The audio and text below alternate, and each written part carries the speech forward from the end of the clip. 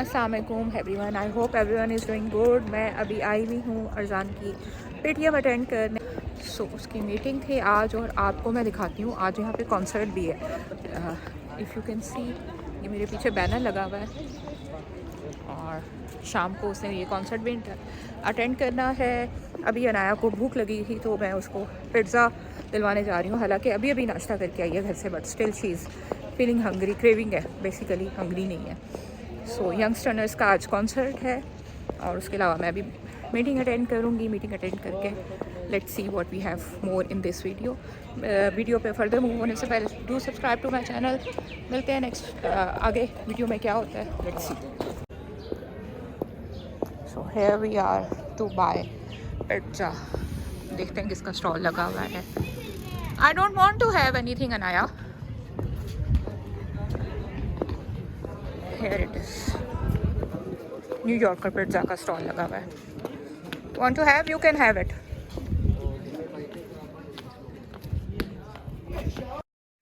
तो ये same day evening का टाइम है जब अरजान जो है कॉन्सर्ट पे जा चुका था। उसको कॉन्सर्ट पे ड्रॉप करके हम जो है अनाया को फिर इस्लामाबाद पार्क ले गए थे। मैंने ये इसकी स्टोरी शेयर की थी अपने इंस्टाग्राम पे, तो लोग मुझसे पूछ रहे थे कि ये कौन सा पार्क है। तो ये जापानीज़ पार्क है F6 में, जो इस्लामाबाद ज़ू है उसके बिल्कुल साथ में ये पार्क है। जो मुनाल जाते हुए रोड एक तो लेफ़्ट पे हो जाती है ना, जो ऊपर मुनाल की तरफ जाती है, उसी रोड पे उस राइट साइड पे ये ज़ू और फिर इधर ही सेम ये पार्क है। अरजान को तो मैं बहुत इस एज में पार्क वगैरह लेके जाती थी, घुमाती थी, फिराती थी। अरजान ने माशाल्लाह बहुत एक्टिविटीज़ की हैं। अनाया की दफ़ा आई डोंट नो हम कुछ लेज़ी हो गए हैं या आप कह सकते हैं कि बोर हो गए हैं, तो अनाया को बहुत कम ही चांस मिला इस तरह से पार्क जाके एंजॉय करने का। ये और बात है कि पाकिस्तान से बाहर के हमने जितने भी जब भी ट्रिप किए हैं तो अनाया वॉज विद अस। अल्हम्दुलिल्लाह उसने पाकिस्तान से बाहर बहुत देखा है। बट अब वो कंप्लेन करती है हमसे कि मामा बाबा मैं छोटी थी तो आप लोग लेके घूमते थे और अब इतने अरसे से आप जो है ना हार्डली कोई बाहर का ट्रैवल करते हैं। बस फिर हम उसको कहते हैं इट्स योर लक बेटा कि आप जब छोटी थी तो आपने हमारे साथ बहुत सारी कंट्रीज़ घूमी और बड़ी हो गई हो, अब जब समझदार हो गई हो और चीज़ें जो है वो याद मेमोराइज़ कर सकती है, उसको मेमोरी में रहेंगी लाइफ लॉन्ग। जब वो एज है तो हमारा उस तरह से बाहर का फ्रिक्वेंट ट्रैवल नहीं होता। क्योंकि अनाया जो है इस पार्क में बहुत मतलब आई डोंट थिंक सो कि मैं उसको एक दो दफ़ा पहले लेके गई हूँ और अब लेके गई हूँ तो वो इतने फ्रिक्वेंटली नहीं जाती, तो उसकी ग्रिप नहीं थी चीज़ों पे और शी वॉज स्केयर्ड। तो मुझे बड़ी हैरत हुई। अदरवाइज़ अनाया इज़ माशाल्लाह कॉन्फिडेंट। आप उसके अगर टीवी शोज़ भी देखें राइजिंग पाकिस्तान पे, अनाया उमैर लिख के गूगल करें, यूट्यूब पे आपको मिल जाएंगे, तो वो she is doing amazing job और कॉन्फिडेंट बच्चा है मेरा। ऐसा नहीं है कि गूगू बच्चा है बिल्कुल और डर जाए, बट यहाँ पर थोड़ी सी जो है ना वो हो रही थी। खैर जब उसने 2-3 दफ़ा ट्राई किया तो एंड शी वॉज सक्सेसफुल और उसको बड़ा मज़ा आया, इन्जॉय किया उसने। टाइम बहुत शॉर्ट था क्योंकि बेसिकली जब हम कॉन्सर्ट के लिए निकल रहे थे तो दैट वाज अराउंड 4:30 4:45 इस तरह का टाइम था। बट हमारे साथ एक गेट पे पार्ट हो गया तो फिर हम करते करते लेट हो गए और जब वहाँ पहुँचे तो ऑलमोस्ट अंधेरा होने वाला, मगरिब होने वाली थी। और अनाया ने फिर ये वाला जो है स्विंग ये भी लिया था। इसके बाद वो बोर्ड में बैठी, लेकिन बोर्ड उसने फ़ौरन रखवा दी। शी वॉज सो स्केयर्ड, उसको कुछ हो रहा था, वो नोज़िया फील होना शुरू हो गया था और रोजीनस हो रही थी, तो उसने वो वहीं पे रुकवा दी एंड शी केम बैक कि मैं नहीं ले सकती मामा, मुझे हार्ट अटैक होने लगा था। She was like this. तो मैंने उसको आख्या, मैं कहा no it's not like that, don't be afraid, just swing है और ऐसी कोई चीज़ नहीं होगी, तो कैसे क्यों बोल रही हो। एनीवेज बच्चे कभी भी कुछ भी बोल देते हैं, अनप्रेडिक्टेबल होते हैं। अब हर बस इसके बाद जो है एक मुझे और काम था वो मैंने किया और बहुत ही हेक्टिक और टायरिंग डे हो गया था सारा दिन, क्योंकि सुबह मैंने मीटिंग अटेंड की, उसके बाद थोड़ी देर के लिए घर आए, उसके बाद हम दोबारा निकल गए और तकरीबन रात को 9-10 बजे जब हम घर वापस आए तो अरजान के साथ मेरा वो कज़न एक वो भी कॉन्सर्ट पे गया था एंड अरजान का एक फ्रेंड भी आ गया and they were here like at 12 o'clock। वो इधर बाहर क्रिकेट खेल रहे थे, मेरे घर पे मज़े कर रहे थे और मैं बहुत शदीद थकी हुई थी।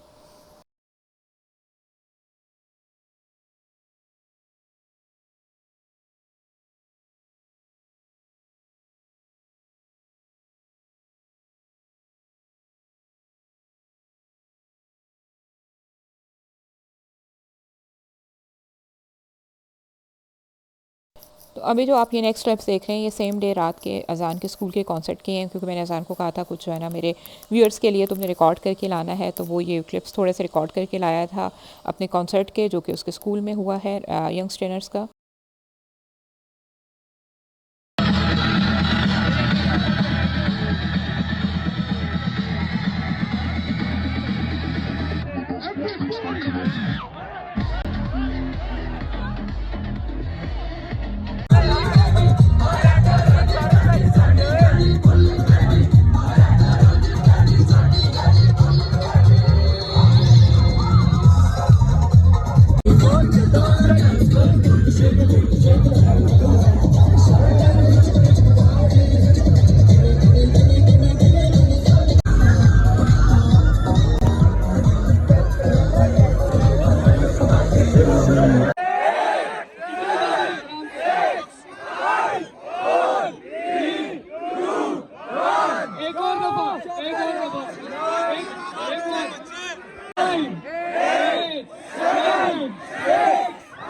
Ladies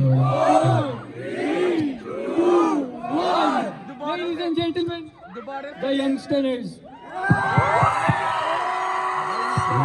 Mic check 1 2. It's a lunge with the house.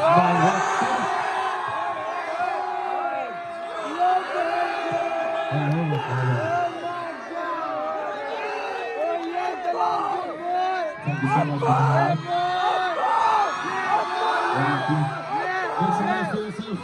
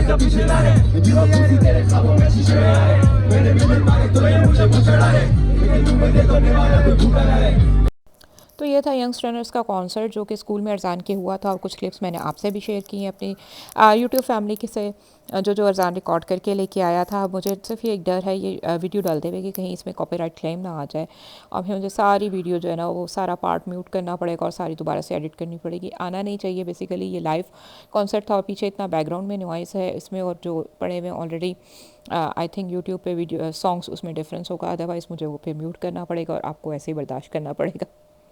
So next जो आप अभी वीडियो के क्लिप्स देखेंगे that is from Sunday evening afternoon के क्लिप्स हैं जो मैंने डिनर प्रिपेयर किया था, because my friend was coming from all the way from Lahore. So क्या किया वो आप अभी देखिए। लाइफ एंजॉय करेंगे।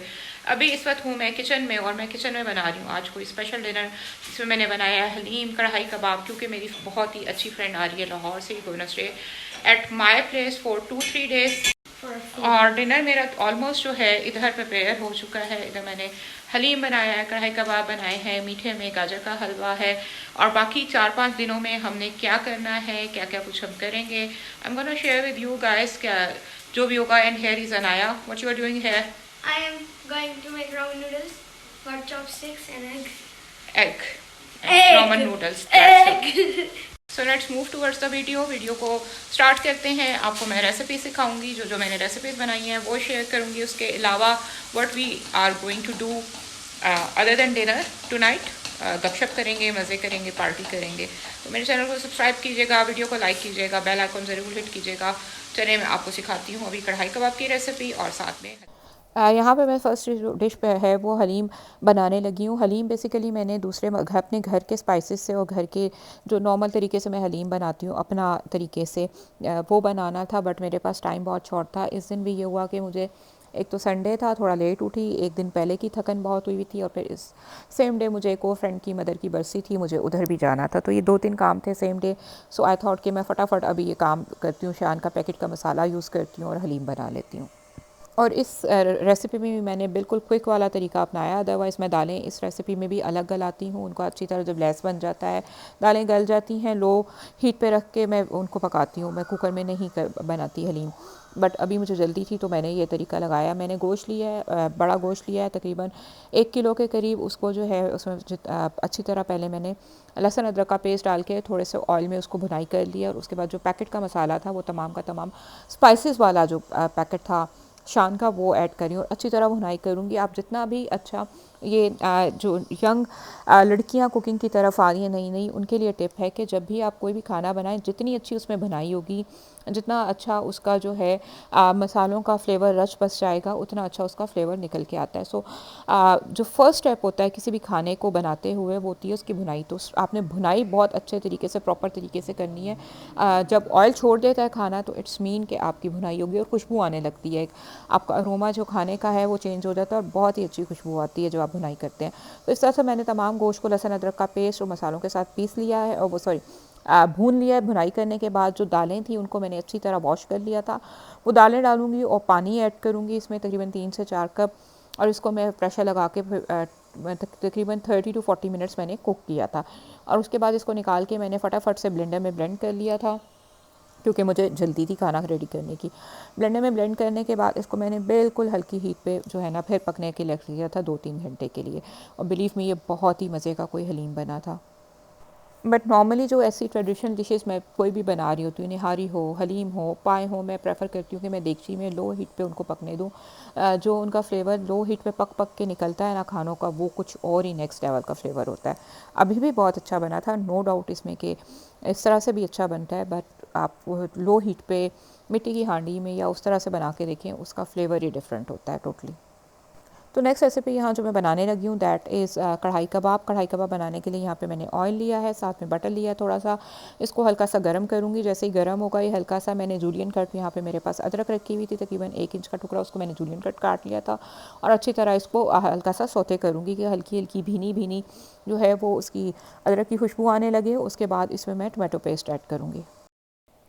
अच्छा, मैं नॉर्मली जो है घर में जो अभी इस तरह से यूज़ कर रही हूँ, टमाटो पेस्ट टमाटर को ब्लेंड करके मैंने डायरेक्ट इसमें डाल दिया है, बट मैं फ्रीज़ भी करती हूँ। उसका प्रोसीजर जो है आने वाली वीडियोस में आप देखेंगे, क्योंकि रमज़ान आने वाला है, तो रमज़ान के लिए कुछ चीज़ें फ्रीज़ करनी होती हैं, कुछ चीज़ें बना के जो है ऑलरेडी स्टोर करनी होती हैं, ताकि आपके जो रमज़ान का टाइम पीरियड है स्पेशली लेडीज़ के लिए वो कम्फर्टेबल हो जाए। और ऑब्वियसली महंगाई भी इतनी है, तो ये चीज़ें आप सब सारे काम, टमाटर का पेस्ट बना के, लहसुन अदरक का लेमन जूस निकाल के, तमाम चीज़ें अगर आप फ्रीज़ कर दें तो आपके रमज़ान में आपको बहुत हेल्प आउट हो जाएगा, आसानी हो जाएगी। तो आने वाली कुछ 1-2 वीडियोस के बाद इंशाल्लाह रमज़ान की जो है वीडियोस शुरू हो जाएंगी। आपको प्री प्रेप भी बताऊंगी सारी, रमज़ान में कैसे चीज़ें बना के आप स्टोर कर सकते हैं, फ्रीज़ कर सकते हैं, और अपना टाइम टेबल कैसे रमज़ान में प्रॉपरली हाउसवाइफ लेडीज़ जो हैं वो मैनेज कर सकती हैं कि उनको इबादत करने का भी प्रॉपर टाइम मिले, अपने जो है अच्छे अच्छे खाने भी बना के खिलाएँ। तो अब अगर आपने सारी जो है प्लानिंग की हुई होगी, प्री प्रेप की होगी, तो बिलीव मी आप सारे काम बहुत अच्छे तरीके से कर सकेंगे। तो वो इंशाल्लाह आप मेरी आने वाली वीडियोज़ में देखेंगे। तो यहाँ पे क्या किया है कि मैंने जो है टमाटर का जो पेस्ट डाला था उसको हल्का सा मैंने पहले कुक कर लिया है, क्योंकि फ्रेशली जो है मैंने सिर्फ टमाटर काट के ब्लेंडर में डाले थे और पेस्ट बना के इसमें डाल दिया था। तो उनको थोड़ा सा कुक किया, उनका कच्चापन जब हल्का सा ख़त्म हो गया तो मैंने इसमें स्पाइसेस ऐड किए। स्पाइसेस में मैंने थोड़ा सा गरम मसाला डाला है, काली मिर्चें डाली हैं, नमक डाला है, और जो है ना भुना कुटा धनिया और ज़ीरा डाला है। That's it. मैं इसको बिल्कुल कढ़ाई को सिंपल रखती हूँ। ये जो कबाब आप देख रहे हैं सीख कबाब, एक दिन पहले जो है मैं जब निकली हुई थी बाहर, तो मैंने अखबानी टिक्का जो है वहाँ से ये सीख कबाब उनसे बनवाए थे और पैक करा के ले आई थी, क्योंकि मुझे पता था कि फ्रेंड ने आना है तो मुझे इसकी कढ़ाई कबाब बनाने हैं। सो इधर यहाँ हमारे कबाब क्विक से कढ़ाई कबाब भी तैयार हो गए हैं। बस इनको मैं हल्की हीट पे अब दम होने दूंगी, एंड में इस पर हरा धनिया डालूंगी, हरी मिर्चें डालूंगी, स्प्रिंकल करूंगी, एंड दैट्स इट। ये फटाफट से हमारे कढ़ाई कबाब रेडी हो जाएंगे। और यहाँ पे मैं भले इनको फाइनल टचेस दे रही हूँ। अच्छा, मैं क्या करती हूँ कि नॉर्मली जो है ना वो घोटना जो होता है उससे हलीम घोटा जाता है, और उसका भी अगेन फ्लेवर डिफरेंट आता है। इस तरह से ब्लेंडर में ब्लेंड करके थोड़ा डिफरेंट फ्लेवर आता है। वो जो रेशा रेशा हलीम में बनता है ना, वो घोटने से जब आप हलीम घोटेंगे तो वो प्रॉपर बनेगा। हलीम में जो है मेन जो है इसका टेक्सचर होता है, फ्लेवर होता है, टेक्सचर होता है। वो टेक्सचर हलीम वाला ना हो तो हलीम नहीं लगता, दाल बनी हुई लगती है। ब्लेंडर में मैंने ये किया था कि थोड़ा सा हलीम जो है ना तकरीबन 1 से 2 कप रहने दिया था, बाकी तमाम का तमाम ब्लेंड कर लिया था, ताकि वो दालों और हलीम की जो कंसिस्टेंसी है वो प्रॉपर आए। और एंड में मैंने इसमें कुछ अपने घर के स्पाइसेस भी ऐड किए थे, क्योंकि मुझे कम लग रहा था। थोड़ा सा नमक डाला था, गरम मसाला डाला था, लाल मिर्चें डाली थी। ये तमाम चीज़ें अगेन डाल के मैंने इसको लो हीट पे पकने रख दिया था। इस स्टेज पे आप ये देखें अभी पतला है थोड़ा सा, क्योंकि मैंने अगेन इसमें पानी ऐड किया है। ये पकता रहेगा तकरीबन 2-1 घंटे, ये और पक्का था, और उसके बाद ये बिल्कुल प्रॉपर हलीम वाला टेक्सचर इसका आ गया था। और एंड में आपने इस पे प्याज का तड़का लगाना है। यहाँ पे मैंने 5 से 6 प्याज ली थी, उनको जो है स्लाइस में काट लिया था। स्लाइस में काटने के बाद ऑयल लिया है तकरीबन हाफ़ कप, और उसमें मैं ये प्याज फ्राई कर रही हूँ। प्याज को फ्राई करके मैंने इसमें से तकरीबन 1/4 जो है इस पर तड़के पे यूज़ की थी, बाकी जो है जितनी भी प्याज वो मैंने साइड पे रख ली थी इसको सर्विंग करते हुए यूज़ करने के लिए। प्याज का तड़का बस इस तरह से आप इस पर प्याज का तड़का लगाएं। उसके बाद इस पर हरी मिर्च स्प्रिंकल करें, हरा धनिया डालें, और गरम मसाला ऊपर से डालें। बहुत ही यमी किस्म का आपका हलीम तैयार हो जाएगा।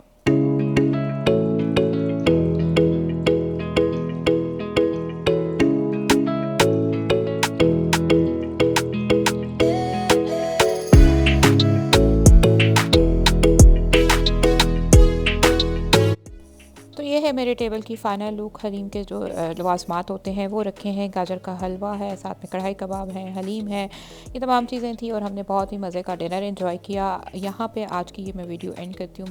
मिलूँगी इंशाल्लाह नेक्स्ट वीडियो में कुछ और मज़ेदार चीज़ों के साथ। Until next time, take care of yourself. अल्लाह हाफ़िज़।